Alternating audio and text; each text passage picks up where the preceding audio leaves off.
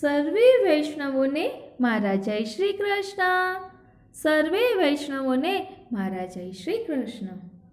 પ્રભુ નંદ કુમારો મેં સ્વામિની વૃષભાનુજા કૃતાર્થોહમ ન સંશયઃ। ગયા પાઠમાં આપણે ગ્વાલ દર્શનની ભાવના જોઈ હતી। હવે આ પાઠમાં આપણે રાજભોગની શું ભાવના છે તે જોઈશું। फिर माता की प्रार्थना से नंदालय में राजभोग आरोगे तथा श्री अंग धोकर आचमन बीड़ी लेने के बाद राजभोग आरती हुई।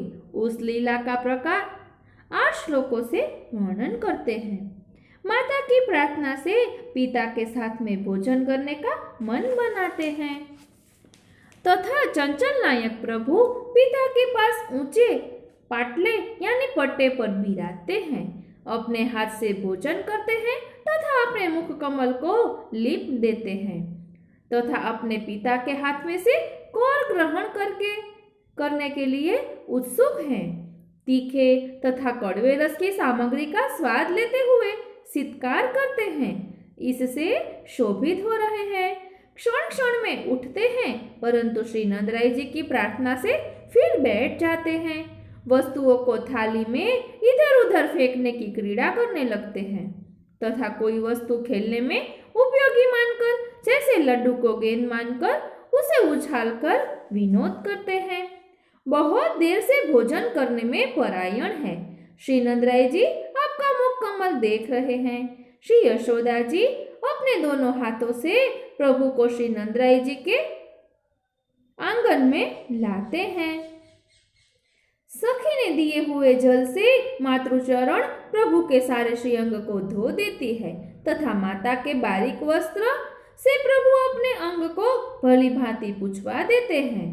माता के मुख में से तांबुल ग्रहण करने के लिए उद्यमित मुख वाले हैं, अतः मुख ऊंचा करके माता का चर्वित तांबुल अपने मुख में ले लेते हैं। श्री नंदराय जी एवं मातृचरण कई प्रकार की वार्ता करके प्रभु को लाड लडाते हैं। अपनी गोद में पधराकर श्री यशोदा जी गोपीजन के पास आरती उतराती है।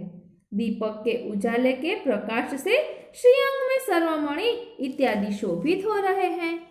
अब दूसरे प्रकार का राजभोग जो ब्रजभक्त न्योता देकर सकुटुंब प्रभु को स्वयं के घर पर भोजन करवाते हैं, उसका प्रकार 33 श्लोकों में कहते हैं।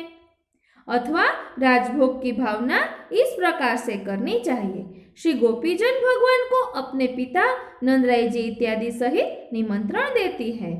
परमानंद में मग्न हुए प्रभु प्रत्येक गोपीजन के घर भोजन के लिए अपने पिता, माता, बलदाऊ जी, रोहिणी जी इत्यादि सहित पधारते हैं।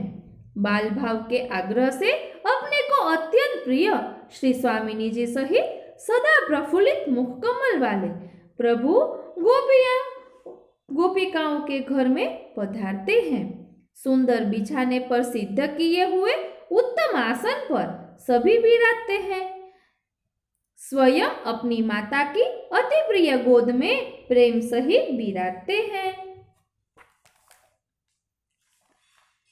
श्री रोहिणी जी की गोद में बैठे हुए बलदेव जी संग में हैं। उत्तम आसन पर विराजे हुए अपने पिता नंदराय जी की गोद में भगवान भावपूर्वक विराज रहे हैं। सर्व से उत्तम आसन पर विराजे हुए श्री स्वामिनी जी के ऊपर अपना परम आदर है। इस प्रकार अंतर्गृह में भगवान अपने परिकर सहित विराज रहे हैं। श्री गोपीजन उत्तम सुगंधियों से सुगंधयुक्त करे हुए वस्त्र तथा आभूषणों से सबको अलंकृत करती है। फिर यथा योग्य अलंकार करने के पश्चात सर्व सहित भगवान का पूजन अर्थात सत्कार करती है। फिर केसर, अगरू, कस्तूरी, घनसार यानी बरास इत्यादि सुगंधि से तथा अनेक प्रकार के पुष्पों से गुथी हुई मालाओं से अलंकृत करती है। वहां आए हुए अपनी सभी स्वामिनियों के आप प्रभु स्वामिनियों से घिर गए हैं तथा गोपीजन अपने हृदय के विविध अनंत भावों से भगवान की भावना करती है। सुगंध सर्वत्र प्रसारित हो जावे, इस प्रकार सिद्ध किया हुआ धूप घर में किया हुआ है। अनेक रत्न एवं दीप इत्यादि के प्रकाश से सर्वत्र शोभा हो रही है। अपने गोपीजन ने सिद्ध की हुई सर्व सामग्री के दर्शन करने के लिए पधारते हैं। अनेक प्रकार के पकवान, शाक, पाक इत्यादि का आप निरीक्षण करते हैं। अपने को यानी स्वयं को अत्यंत प्रिय ताजा नवनीत इत्यादि स्वयं देखते हैं। वहां से वापस आकर हरि अपनी माता की गोद में आकर विराज जाते हैं। कंकण के रणकार वाले हस्तकमल से गोपीजन परोस रही है। उनके चंद्र के समान मुख कमल के किरण का निरीक्षण करने के लिए आप चकोर की भांति उत्सुक है। अनंत रस वाली परसी हुई सामग्री के मिश से आप अनेकों रास लीलाओं का सूचन करते हैं। अपनी स्वामिनी के कंकण की ध्वनि कान लगाकर सुनते हैं। उसका कहना मानकर ही आप संपूर्ण सामग्री का भोजन करते हैं। सुंदर वस्तुएं श्रीहस्त में लेकर अपनी माता को इसका स्वाद कैसा है ऐसा पूछते हैं। यह सामग्री किसने सिद्ध की है उसका नाम जानने के लिए प्रश्न करने में तत्पर होते हैं। अपने पिता के साथ पंक्ति से बैठे हुए अपनी माता के साथ भोजन करते हैं।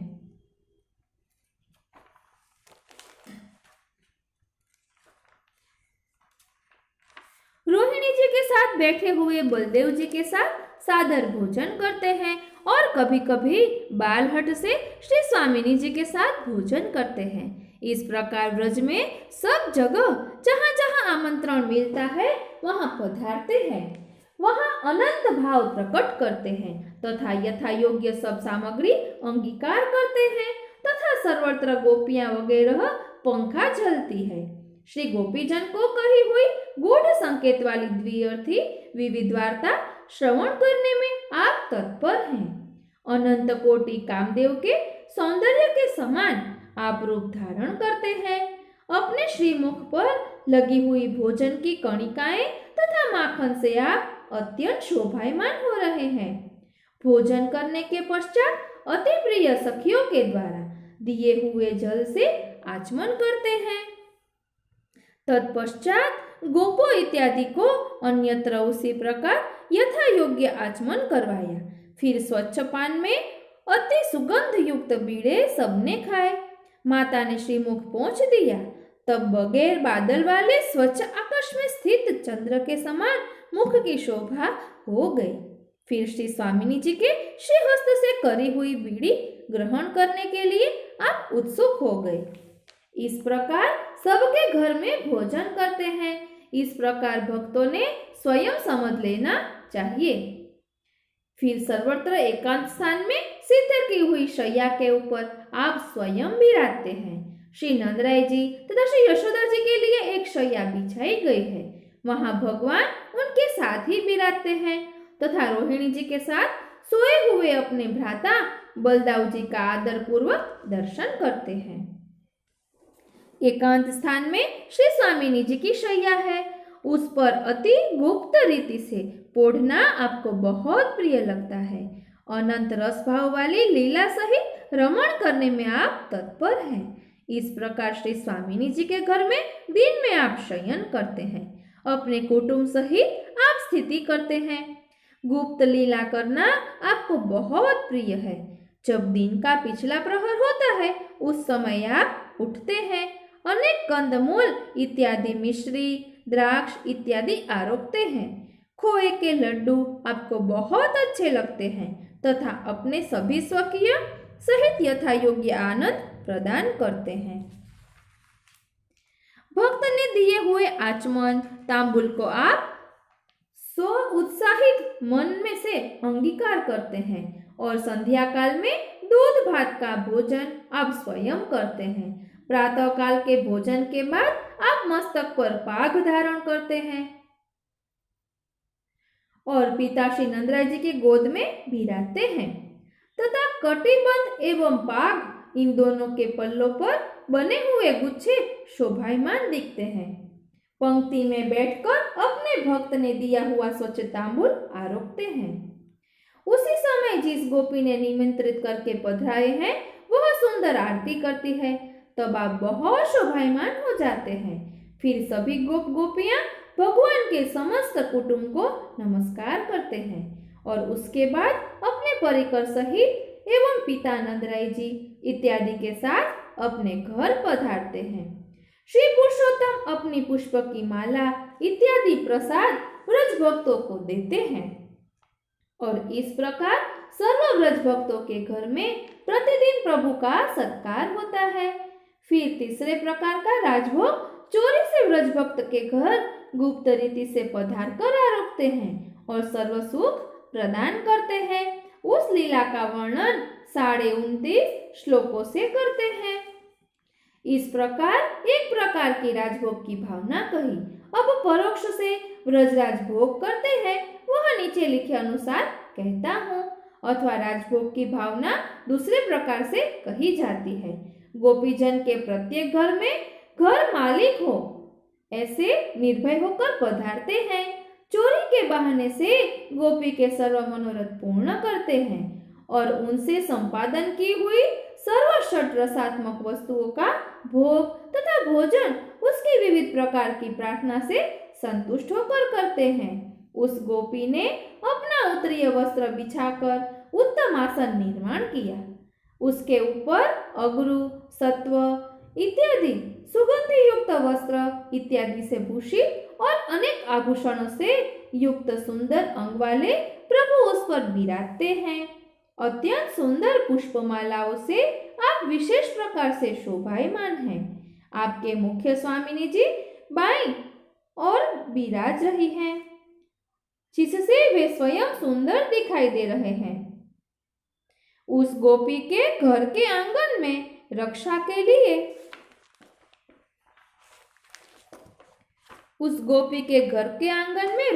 लिए बलदेव जी तथा गोप बालकों को रखा है तथा अपने प्राण प्रिय श्री गोकुल नायक को भीतर पधराते हैं।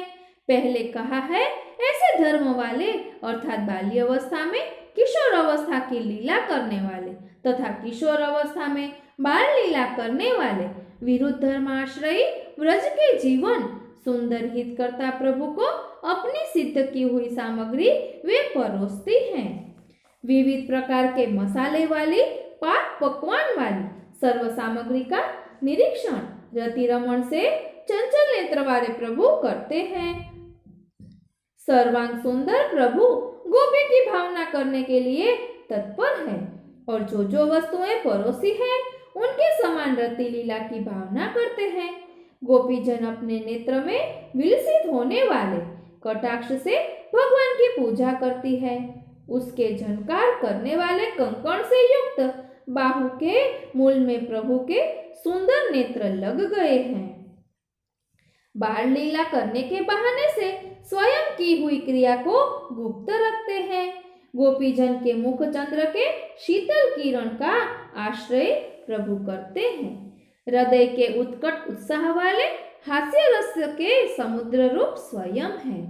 युक्ति वाले रसोक्ति से भरपूर वक्रोक्ति वचनों में आप स्वयं बहुत चतुर हैं। श्री स्वामिनी जी के मुख कमल के सौंदर्य पर दृष्टि की वृष्टि विलक्षणता से करते हैं। हृदय में उत्पन्न होने वाले विविध भाव से सारे अंगों में रोमांच होता है। मिश्री युक्त स्वच्छ ताजा नवनीत श्री हस्तकमल में धारण किया है। सुंदर भात, चमकती पीली दाल आरोगने में स्वयं तत्पर है। गाय के माखन से मिश्रित कौर ग्रहण करने के लिए उत्सुक है। एकांत में रहकर जो वस्तु आरोगने की प्रार्थना गोपीजन करती है उन वस्तुओं का भोग आप करते हैं। मोती के गुच्छे वाले लाल रंग के छीके यानी शीका में चांदी के बड़े पात्र में रखा हुआ ताजा नवनीत स्वयं आरोगते हैं। उसके पास रखे हुए सुवर्ण के पात्र में सुंदर मिश्री का समूह है। सुंदर ओटा हुआ, शक्कर मिला हुआ, इलायची केसर इत्यादि डाला हुआ दूध वे पुनः पीते हैं। दूध के पात्र में सोने की कटोरी रखी है, उससे सितकार सहित दूध पीते हैं। खोवे के लड्डू विनोद से हाथ में उछालते हुए कृपा राशि भगवान आरोपते हैं और श्री गोपीजन के मुख के दर्शन करते हुए स्वयं श्री कृष्ण चकित लोचन वाले हो जाते हैं। उनके पास श्याम रंग के छीके में सुंदर मृतिका के पात्र में ढकी हुई भैंस के ओटे हुए दूध की मलाई हरि अपने मुख कमल में रखते हैं। उसके आगे छीके में ककड़ी के बीज के एक एक पूरा पूरा मुंह में रख सके ऐसे लड्डू धरे हुए हैं, वे प्रभु अंगीकार करते हैं। नए मृतिका के पात्र में रखा हुआ मिश्री, इलायची, लौंग, बरस से मिश्रित दही स्वयं आदर पूर्वक मुख में धरते हैं। फिर सुवर्ण के छीके में रखा हुआ बहुत स्वाद वाला रात्रि को धनीभूत बंधा हुआ दही तथा छाछ साथ में आप आरोगते हैं। चित्र विचित्र छीके में रखे हुए गेहूं के मोदक, मठड़ी इत्यादि तथा चने के बूंदी, मोहनथाल इत्यादि तथा गिदड़ी के मनोहर इत्यादि बने हुए पकवान विशेषता से देखकर स्वयं आरोगते हैं। ऊपर बतलाया उस सिक्के से अलग पद्मराग के सिक्के में 2 मृतिका के पात्रों में 2 प्रकार के श्रीखंड धरे हुए हैं, उनको आप ग्रहण करते हैं। उसके आगे सिक्के में रखा हुआ नींबू, बिजोरा, केरी, अदरक, केले इत्यादि का बना हुआ हितकारक अचार यानी संधाना आरोगे। छीके पर धरी हुई वस्तुएं ग्रहण करने के लिए उपयोगी साधन बाजोट, उलूखल, पात्र इत्यादि धरे हुए थे। उसकी मदद से फलात्मक प्रभु ने सर्व वस्तुएं अंगीकार की। फिर दूसरे सखड़ी के 6 रस वाले दाल चावल इत्यादि पदार्थ जो केवल भगवान के ही आरोगने के लायक थे, उन्हें सुंदर भाव सहित भगवान ने आरोगे। इस प्रकार प्रत्येक स्वामिनी के घर में भगवान भोग करते हैं, ऐसी भावना करनी चाहिए। फिर आपने की हुई लीला को छुपाने के लिए चोरी की राजभोग की लीला छुपाने तथा व्रजभक्त इस लीला को छुपाने के लिए ठपका देने आते हैं। इसे 10.5 श्लोकों की सेवा कहते हैं। पूर्व में श्री स्वामिनी जी ने सिखा रखा था। इस प्रकार आप बछड़ों को छोड़ देते हैं। अपनी लीला को छुपाने के लिए सोए हुए बालकों को चिमटी देकर जगा देते हैं और जो वस्तु आपके योग्य न हो ऐसे दही इत्यादि के पात्रों को फोड़ डालते हैं। एकांत की लीला छुपाने के लिए बाल भाव का भोलापन बतलाकर भाग जाते हैं। अपनी उम्र के बालकों तथा बलदेव जी के साथ नृत्य करने में तत्पर हो जाते हैं। श्री स्वामिनी जी ने दिए हुए तांबूल आरोगते हुए मुख में से रस झरता है, वह आपके अधर पर आता है। बाल लीला करते हुए व्रज के प्रिय प्रभु कूदते हैं। मुख के ऊपर नवनीत लगा हुआ है, जिसके श्वेत कलंक युक्त श्यामचंद्र जैसे आप शोभा देते हैं। आपको नित्य नवनीत प्रिय है, नवनीत के लिए चोरी करते हैं। बलदेव जी तथा अपने गोपों की अपेक्षा चोरी करने में अधिक उत्साह वाले हैं। चोरी की राजभोग की लीला छुपाने का चरित्र और व्रजभक्त इस लीला को छुपाने के लिए ठपका देने आते हैं, उसका प्रकार 10.5 श्लोक से कहते हैं। अपने भक्त के चित्त हरण करने के लिए वेणुनाद करने में चतुर हैं। श्रीदामा के कंधे पर श्रीहस्त रखकर उसके कान में छुपी बात करते हैं। विविध प्रकार की क्रीड़ा करने में आसक्ति वाले धीरे धीरे अपने घर पधारते हैं। अपनी वेणुनाद आदि लीलाओं से अपनी प्रिया के मन को आकृष्ट करते हैं। ठपका देने के बहाने से आई हुई गोपिका का दर्शन करने के लिए बहुत उत्सुक हैं। बलदेव जी इत्यादि से अपनी लीला छुपाने के लिए तथा उनको और अपनी यशोदा माता को अपनी साधुता को बतलाने के लिए भय का अनुकरण आदर से करते हैं। मुख नीचे करके तिरछी नजर से देखते हैं। प्रभु एवं गोपी परस्पर अपने चरित्र का स्मरण करके उत्साह में आ जाते हैं। मैं ठपका देने के लिए आई, इसलिए अब श्री ठाकुर जी मेरे घर पुनः नहीं पधारेंगे, ऐसी शंका से डरी हुई गोपी को मैं आऊंगा, तो डरना मत, ऐसी सूचना दृष्टि से करके उसे आनंद प्रदान करते हैं। गोपी का उलाहना यानी ठपका सुनकर यशोदा माता प्रभु को शिक्षा यानी सीख देती है। यह 10 श्लोकों से कहते हैं। अपने पुत्र के चरित्र सुनकर आनंदित हुए माता की गोद में स्वयं विराज रहे हैं। श्री यशोदा जी प्रभु को अपनी गोद में बैठाकर गोपी के घर जाने के विषय में शिक्षा दे रही है। हे पुत्र, पराए घर में चोरी करने के लिए सर्वथा नहीं जाना चाहिए, इससे लोक में अपकीर्ति होती है और लोग मेरी निंदा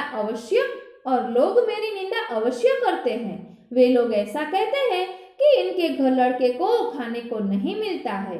तुम्हारे पिताजी के यहाँ सैकड़ों गायें हैं। श्री नंदराय जी व्रज के राजा हैं, उनके पुत्र का ऐसा चरित्र योग्य नहीं है। बालकों को अपने घर बुलवाकर अपने ही घर में खेलना चाहिए।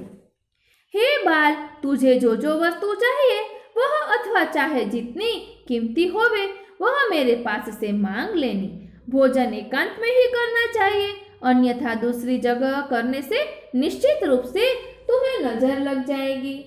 तुम्हारे ऐसा सुंदर रूप को बाहर निकालना ठीक नहीं है। मैं तुम्हें मेरी दृष्टि के समक्ष आंगन में खेलते हुए देखने की इच्छा करती हूँ। तू मेरा एकलौता पुत्र है, बहुत लाडकवाया यानी लाडला है, अतः घर घर जाकर खेलने में आसक्त हुए तुम्हें इस प्रकार अटकाना पड़ता है। दीवार इत्यादि ऊंची जगह पर नहीं चढ़ना चाहिए, उस पर से कूदना भी नहीं चाहिए। किसी अनजान के साथ संग नहीं करना चाहिए, गाय के सींग नहीं पकड़ने चाहिए। दूध दही तो कौन सी बड़ी वस्तु है जिसके लिए प्रतिदिन ये गोपिकाएं लाज छोड़कर नित्य मेरे घर आकर ठपका देती हैं। लाला, तुम्हारे घर पर क्या खोट है, कोई कमी है? हे दयानिधे, मुझ पर दया करो, अब कहीं मत जाना। भगवान माता को प्रत्युत्तर देते हुए उसे 15.5 श्लोकों से कहते हैं। इस प्रकार की बहुत सारी माता के द्वारा दी हुई शिक्षा यानी सीख को ध्यान देकर सुनते हैं। सिर नीचा कर रखा है, यह देखकर गोपिकाओं के मुख कमल प्रफुल्लित हो जाते हैं। हे माँ, मैं कहीं भी नहीं जाता हूँ, ये गोपिकाएं झूठ बोलती है। आपने उनका कहना कभी भी सत्य नहीं मानना चाहिए। व्रज के आंगन में मैं गोप बालकों के साथ खेलता हूँ, तब गोपिकाएं स्वयं मुझे पकड़ कर ले जाती है और आपके पास आकर ऐसा झूठ बोलकर ठपका देती है। हे माँ, जैसी आपकी आज्ञा है ऐसा ही मैं करता हूँ। व्रज के आंगन के बाहर ही बालकों के साथ खेलता हूँ। बलदेव जी से पूछ लो कि मैंने किसी भी दिन किसी भी जगह पर चोरी की है। ये बालक भी मेरे साक्षी हैं, उन्हें बुलाकर पूछो, हम तो खेला ही करते हैं, ये गोपिकाएं तो झूठ बोलती हैं। हे माता, प्रातःकाल तो हमने भोजन किया होता है, फिर भूख कहाँ से लगे कि चोरी करने को जावे। हम तो सदा ही तृप्त हैं, आप तो काम ही हैं। मुझे भूखा कहने वाली ये गोपियां कपटी मायावादी हैं। इस प्रकार विविध प्रकार के चतुराई के वाक्यों से माता को उत्तर देते हैं, अनंत प्रकार की लीला करते हैं, तो भी चतुराई से उन्हें छुपाते हैं। भोले भोले वचनों से स्वयं ने किए हुए बड़े बड़े कार्यों को विस्मृत करवा देते हैं। ऊपर कही है ऐसी लीला हमेशा किया करते हैं। गोकुल की युवतियों के स्वयं स्वामी हैं, दुख के समुद्र का हरण करने वाले हैं, अपने धर्म एवं अपने बल का स्मरण करने वाले हैं, निसाधन ब्रजभक्त का भली भांति उद्धार करने वाले हैं। गिरिराज के ऊपर तथा कंदरा में रहने वालों के आश्रय रूप आप हैं। केवल अनुग्रह पर आधार रखने वाले के आप फल रूप हैं तथा अविलंब फल प्रदान करने वाले हैं। इस प्रकार भावात्मक गोपिका के भाव रूप अथवा गोपिका के भाव से भावात्मक प्रभु के रूप की सदा भावना करनी चाहिए। चौथे प्रकार के राजभोग की वन की लीला, उसमें प्रथम प्रभु वन में भूखे हो गए होंगे, ऐसी भावना से श्री यशोदा जी विरह से विकल होकर भोजन की सामग्री सिद्ध करके अंतरंग गोपी को सीख देकर सामग्री देकर वन में भेजती है। उस लीला का प्रकार 16 श्लोकों से करते हैं।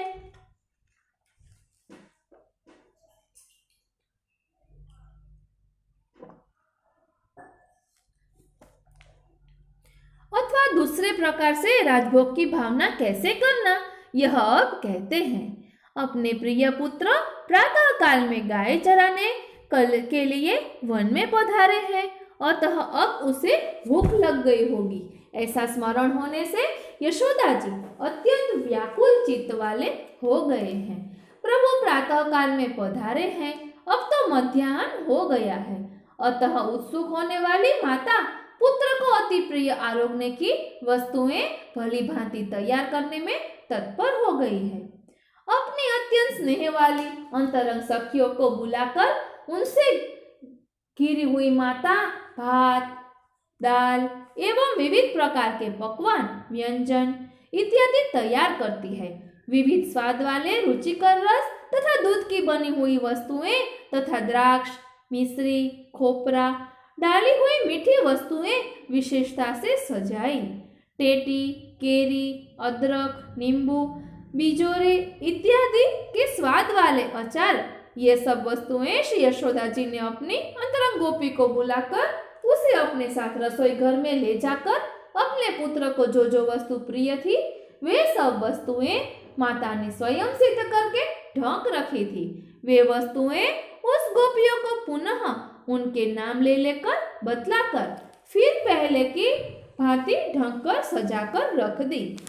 अन्न की व्यंजनादिक पकवान, गोरस इत्यादि सर्व उत्तम सामग्री सैकड़ों मनोरथों को करने में आदर पूर्वक सिद्ध की जा सके, वह सब आपने यानी माता जी ने कर रखी थी। उतनी सभी उत्तम वस्तुएं सुवर्ण के तथा चांदी के पात्रों में एक एक के साथ न मिल जाए, इस प्रकार जमा दी। पुत्र के ऊपर अत्यंत प्रेम आ जाने से स्तन में से दूध झरने लगा, स्वर गदगद हो गया, नेत्र में आंसू भर गए तथा नेत्र कमल बंद कर लिए, शरीर में रोमांच हो गया, सभी अवयव शिथिल क्रिया वाले हो गए। अपना पुत्र संध्या समय व्रज में वापस आएगा, इसकी भावना करती हुई इस प्रकार कहने लगी। मेरा पुत्र अपनी गाय की रज से व्याप्त केश वाला, प्रकाशित होने वाले मुकुट वाला, आलस्य युक्त नेत्र वाला, गेरू इत्यादि धातु से चित्रित, पसीने के बिंदु रूपी मोती के समूह से सुशोभित, अधर में से झरने वाली सुधा से युक्त और वेणु को भरपूर करने वाला, नृत्य से हिलने वाले चकचकित 2 कुंडल वाला मुखारविंद मुझे कब दिखावेगा? हे गोपी, ये सभी पदार्थ दूसरे की दृष्टि न पड़े, इस प्रकार से संभाल कर ढक कर रखना। श्रीदामा को अथवा कमल नयन कृष्ण को बुलाकर सब वस्तुओं के नाम लेकर उसे बतलाना और कहना कि ये खेलने के कपड़े अब निकाल डालो, ताप में मत बैठो। ऐसा कहकर आग्रह पूर्वक तुम्हारे पास बैठाकर उसको भोजन करवाना। वह गोपी सामग्री लेकर वन में आ जाती है। उस समय उसके मनोरथ तथा प्रभु के दर्शन करके उसकी जो अवस्था हो गई तथा उसका प्रभु के साथ संवाद हुआ और फिर रमण जिस लीला के प्रकार से हुआ उसे 23 श्लोकों से कहते हैं। जिस व्रजवधु को माता ने इस प्रकार सब कुछ कहा था वह मन में हर्षित होती हुई हंसते मुख से चली, प्रभु के भोजन की वस्तुओं को ग्रहण करने में तत्पर हो गई। मन में अपने स्वामी के अंग के संगम की भावना करने लगी। वहां जाकर मैं ऐसा करूंगी, ऐसे ऐसे विचार करने लगी। हृदय में उत्पन्न होने वाले विलास के भावों से परवश होकर लज्जा का त्याग करके कंधे पर सामग्री से भरी हुई कावड़ धरकर एक हाथ में सामग्री का पात्र लेकर हर्ष से श्री गोकुलेश के गुणगान करते हुए चली। सब स्थानों पर वन को पुष्पों से खिला हुआ देखकर काम से पीड़ित हो गई। लीला से नित्य प्रभु के साथ अंतररमण करने वाली प्रिया प्रभु का वेणुनाद सुनकर शिथिल तथा गतिभंग हो गई। जैसे तैसे करके वह गोकुल नायक के पास आई। अपने स्वामी का अत्यंत उच्च स्वर से गान करती हुई प्रभु थे वहां आई और उसने अपने प्रिय को बुलाया। प्रभु का नाम ग्रहण करने से अत्यंत आनंद से इस प्रिया ने पति को वश कर लिया। सर्वांग सुंदर प्रियतम के मुख कमल के दर्शन से प्रिया को स्तंभ भाव उत्पन्न हो गया और जैसे चित्र में चित्रित हो ऐसे स्थिर हो गई। प्रियतम के मुख का दर्शन करती हुई कुछ भी नहीं बोल सकी।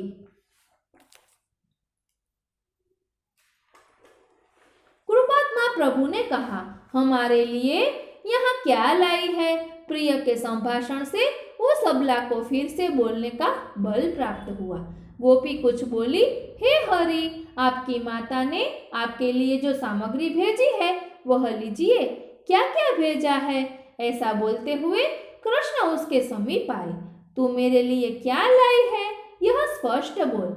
यह तो माता ने भेजा है, परंतु तेरा क्या लाई है वह कह दे प्रिय। हे नाथ, मैं मेरा सर्वस्व लाई हूँ। ऐसे मंदहास्य से सुशोभित गोपी बोली, हे गोकुलेश, हे कृपानिधि, आपसे क्या छुपाने का है? इहलोक एवं परलोक सब कुछ आपको अर्पण किया है, उसे ग्रहण कीजिए। तब प्रभु हास्य सहित दृष्टि से बोले, हमको वह दो।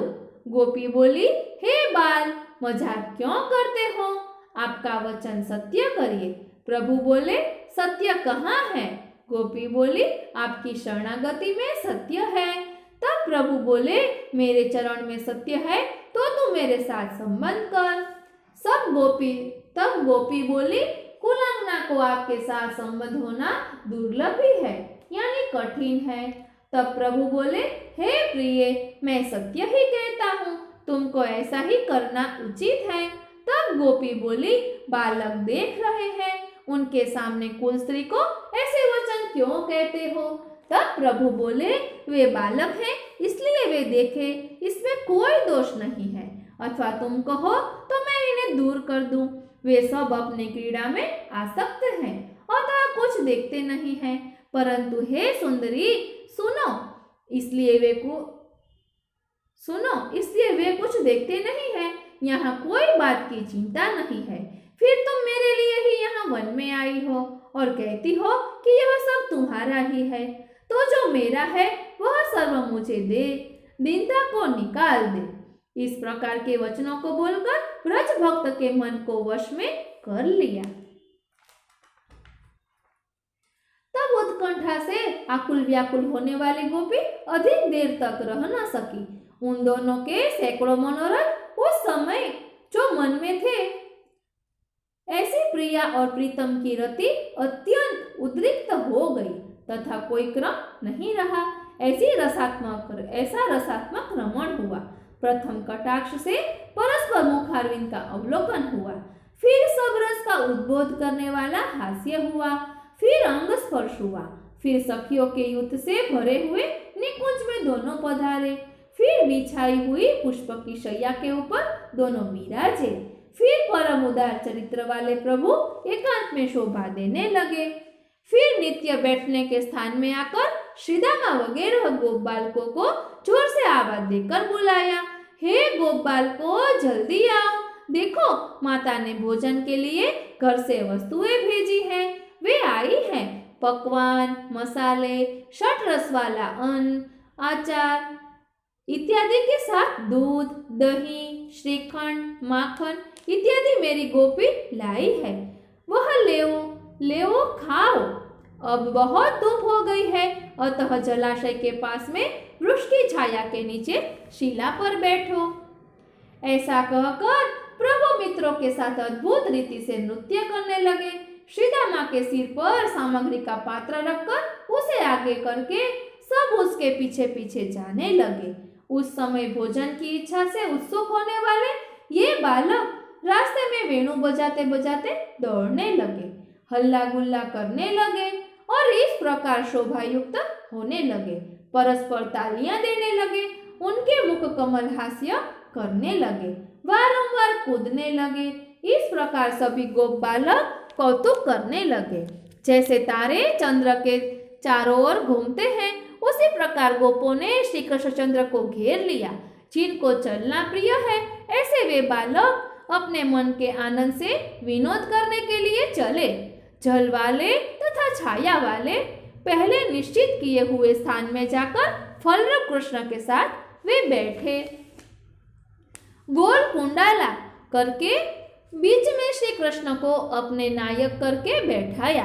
पलाश के नए पत्ते एकत्रित करके लाए। जल्दी से उन पत्तों से एक बड़ी एवं सुंदर पत्तल बनाई। उसके ऊपर चारों तरफ सब मसाले इत्यादि रखे। उसके अंदर सखड़ी रखी, उसके पास में मूंग धरे और उसके पास घी का पात्र रखा। अलग अलग तरह के पकवान बड़े बड़े दोनों में रखे। मिट्टी के पात्र में दूध, नवनीत बंधा हुआ दही धरा। वन में से लाए हुए फल भी चारों ओर पास में रखे। केरी, द्राक्ष, बोर, नींबू, जांबू, मौसम्बी, बिजोरे, टेटी इत्यादि सर्व ऋतु में प्राप्त होने वाले सब फल धरे। प्रभु स्वयं फल रूप है, अतः अपने संबंध से सर्व को सब प्रकार से फल संबंधी करे। गोप वेश से वे स्वयं सबके मध्य में विराज कर सबको आनंद प्रदान किया, यानी आनंद प्रदान करने लगे। हस्त में मुद्रिका धारण की है, रत्न जड़ित कंकण इत्यादि से शोभित हस्त से स्वयं आरोगने लगे। अमृत से अधिक अपने अधर सुधा के रस वाले पदार्थों को सर्व को देने लगे। हंसी के वाक्यों को बोलकर स्वयं हंसने लगे और दूसरों को भी हंसाने लगे। गोपी के हस्त कमल के स्पर्श का स्मरण होने से उत्साह से भोग करने लगे। अपने भाई बलदेव जी तथा गोप बालकों सहित विलास युक्त लीला करने लगे। कभी तो शिला के ऊपर दही भात रखकर भोजन करते हैं और बीच में श्री यमुना जी का अतिशय स्वादिष्ट शीतल जल पान करते हैं। अपने घर से आए हुए तांबुल चबाते हैं तथा अपने मित्रों को भी यथारुचि तांबुल देते हैं।